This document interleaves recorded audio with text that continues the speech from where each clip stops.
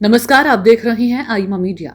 प्रधानमंत्री नरेंद्र मोदी और फ्रांस के राष्ट्रपति इमैनुअल मैक्रों की मंगलवार को मुंबई में हुई मुलाकात अत्यंत महत्वपूर्ण है, क्योंकि दोनों ही नेताओं ने दोनों देशों के संबंधों को विशेष वैश्विक रणनीतिक साझेदारी के मुकाम तक पहुंचाया और दोनों देशों के शीर्ष नेतृत्व ने बढ़ते भू राजनीतिक उथल पुथल के परिप्रेक्ष्य में रक्षा, व्यापार और प्रौद्योगिकी क्षेत्रों में द्विपक्षीय संबंध बढ़ाने का संकल्प जो लिया है।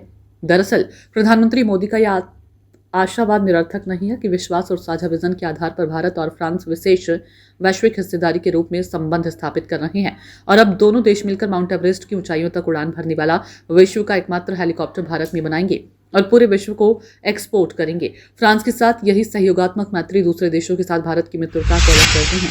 भारत के साथ संबंधों में जो खुलापन फ्रांस के साथ है, वैसा तो रूस के साथ भी नहीं हो पाया। रूस के साथ आए दिन भुगतान प्रक्रिया को लेकर दोनों देशों के अधिकारियों एवं राजनयिकों के बीच सौदेबाजी होती है। चूंकि भारत और रूस दोनों एक दूसरे की भावनाओं का सम्मान करते हैं और दोनों की एक दूसरे के प्रति सद्भावना है, इसलिए मामले उलझते ही सुलझ भी जाते हैं। किंतु फ्रांस के साथ भारत के मामले उलझते ही नहीं, क्योंकि फ्रांस भारतीय शर्तों को व्यावसायिक उद्देश्य के लिए स्वीकार कर लेता है।